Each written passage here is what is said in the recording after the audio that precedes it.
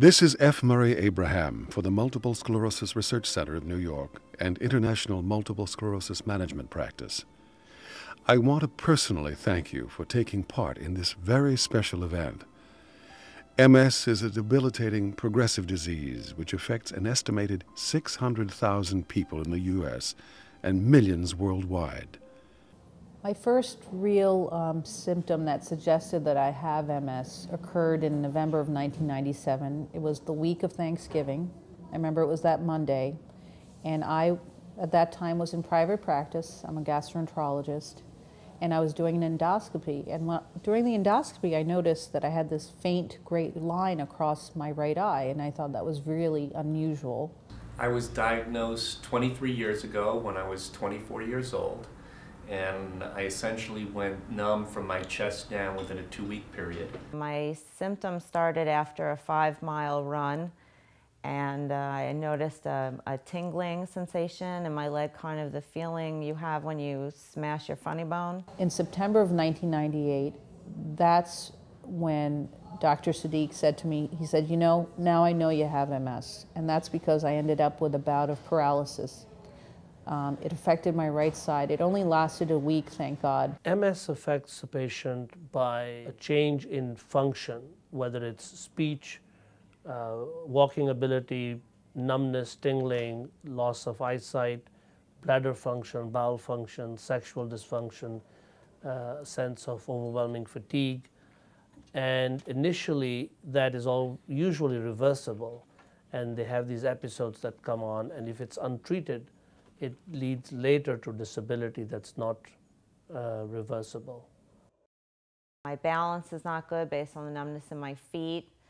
It's been mostly lower body issues, leg strength. My legs are much weaker now than they ever were. I've gone from, fully walking, playing doubles tennis, to walking with a cane, to walking with 2 canes, to now having 4 scooters and hardly walking at all. And people don't know whether to help you, whether not to help you, whether to accept their help, whether not to accept their help. To have a young kid just absolutely stare at you because they've never seen anybody walk like that. It became difficult to maintain the schedule, take care of my 2 young kids. And in February of 1999, at that time, I closed down my private practice. I have patients who are young, who have children, and they just want to be able to take them to the bus in the morning, to the school bus. I have patients who wanted to go to the soccer practice, and that is a big struggle. And they feel like they're inadequate as parents, and they lose their self-esteem. Their relationships with their spouses suffer. Their whole personality changes. And it pains me when I can see those patients, and I really cannot give them the help that they need. And that is what's driving my whole sort of interest in stem cell biology and in growth factors and so on, to try to repair the disease in these patients. The one big thing that's on the horizon, and it's imminent, is stem cell research. He did say about a year ago that stem cell treatment would be the answer.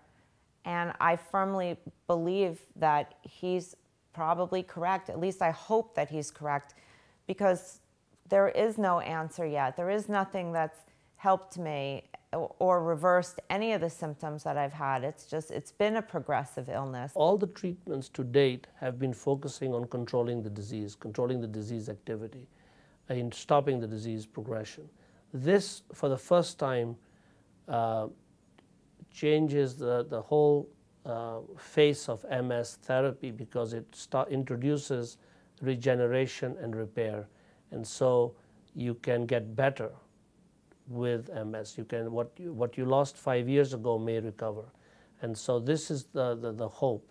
And not just for MS. If this does indeed work, it could help patients with cerebral palsy, it could help patients with traumatic brain injury or stroke, or maybe it won't help MS patients but only help those diseases. We'll have to find that out.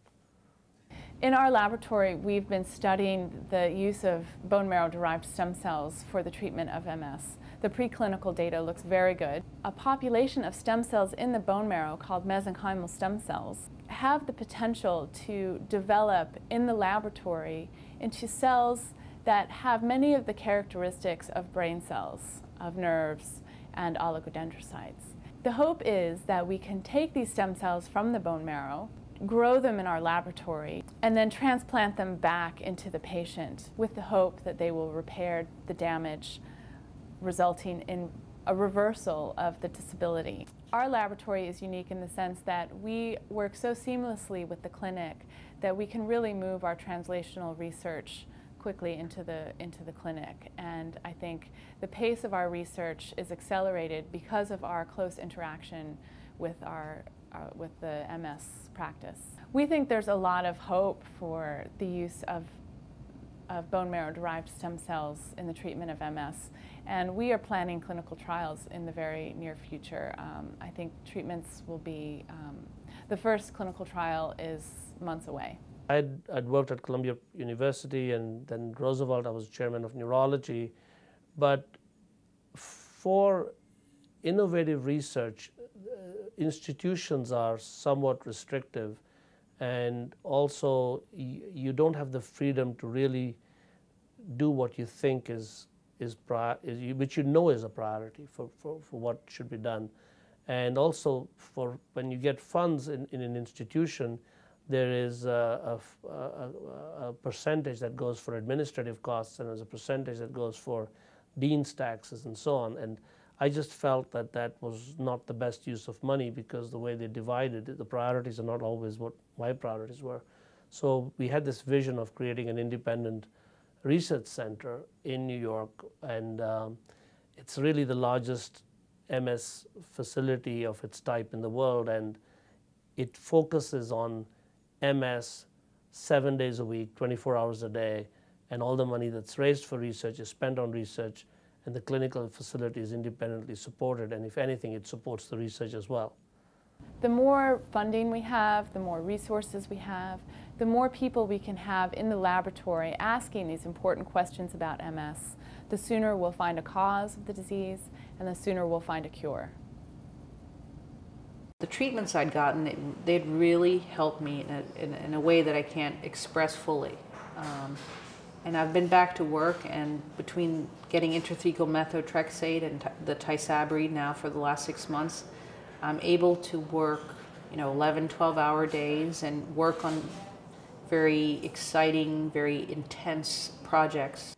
The one thing that bothers me pretty much, thinking about the future the most, is that I realize that I'm not going to be able to dance with my son at his wedding. And that is probably the most upsetting thought that I have, because I danced with my father at his wedding, at my wedding, and my son won't be dancing with me at his wedding. My daughter is now 9 years old, and on her bat mitzvah day, you walk the Torah around the temple, and I'd like to do that with her. Dr. Sadiq is somebody who saves so many people's lives by what he does.